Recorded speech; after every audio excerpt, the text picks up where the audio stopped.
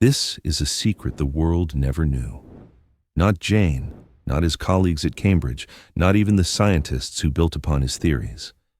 What you're about to hear is an imagined excerpt from the private diary of Professor Stephen Hawking, a confession hidden beneath the surface of scientific triumph, a mystery cloaked in equations, a figure in red, a night that nearly changed the course of physics, and the man himself.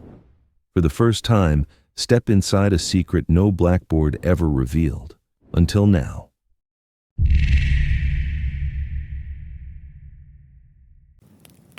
I have never told anyone this, not Jane, not Roger, not even Kip, who would understand the physics if not the rest. It happened in the winter of 1975, precisely 5 months after I published my first major paper on black hole radiation. The irony isn't lost on me. The universe was opening up, and I was quietly imploding. By then, the wheelchair had become an extension of me. My speech had slowed to a slur, which people mistook for drunkenness or madness, both in some cases. The irony is, my mind had never been sharper. But what use is a brilliant mind if it cannot express itself? If the body is a traitor and time a thief? I remember the corridor at Cambridge was cold that evening. I was alone, wheeling myself toward the physics department.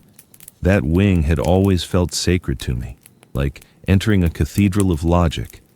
But that night, it felt different. Hollow. There was a silence I could not explain, not even with the elegance of mathematics. I was there to retrieve notes I had left behind in lecture room C, or so I told myself. The truth is, I was following a letter. A single anonymous letter slipped under the door of my residence earlier that day. The handwriting was precise, female, no signature, just one line. You were wrong about the radiation. I laughed when I first read it, dismissed it. Then I read it again and again. Something about the phrasing clawed at me. Not that I was wrong, many had said as much, but how it was written. No accusation, no arrogance, just certainty. Quiet, damning certainty. So I went back to lecture room C, retracing my steps. I had to know if someone had accessed my calculations, if someone had discovered something I missed. When I entered, the room was empty. Of course it was. The yellow chalk still stained the blackboard from my earlier lecture. My name was written faintly at the top in someone else's hand. Strange. I never write my own name. And then, a sound. Not footsteps, but something sliding. I turned. She was standing in the far corner, half in shadow, half in moonlight. I remember her red coat, not Cambridge red, too bright for that, blood red. Her hair was tied back, her eyes sharp as lasers. "You shouldn't have come," she said. "Not alone?" I managed to rasp. "Who are you?" She didn't answer. Instead, she walked to the chalkboard and circled one part of my equation. I watched, breath held, as she altered a symbol, a single Greek letter. It was elegant, precise, terrifying.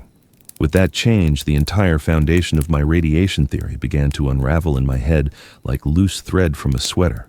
The implications were seismic. No, apocalyptic. "That's not possible," I whispered. That would imply black holes could reverse entropy. "Or that some information survives," she said. "And if it does, someone has it." She looked directly at me and smiled. That smile is what still wakes me, even now, from shallow sleep. It wasn't cruel. It was sad. As if she knew the burden of truth better than anyone, better even than me. I blinked, and when I opened my eyes, she was gone. No footsteps, no door opened. Just the board, the circle, and that haunting correction. The next morning, I returned to the room. Nothing. No chalk, no mark, no evidence. I told no one. In the weeks that followed, I revised the paper obsessively, quietly altered a paragraph here, a reference there. I never touched the core equation, not publicly, not yet. But I couldn't unknow what I'd seen. And I began to wonder, what if she was right? What if the universe had just whispered a secret through her, a correction not of ego but of destiny? Years later, I would joke about black holes being gateways. I would publish papers that danced around the idea of information escaping. My colleagues would call it evolution, breakthrough, genius. But they never knew it came from her, from that room, and I never saw her again. Sometimes, in moments of quiet, I try to convince myself she was a hallucination, a projection of my fatigue, my desperation. But then I remember the mark she left, not on the chalkboard, but on the equation I now refuse to publish in full.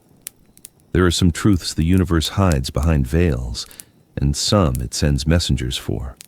Perhaps she was one of them, or perhaps I invented her to carry the burden of being almost right. And yet, in the deepest part of me, the part no disease could touch, I know this. Even black holes are not truly silent.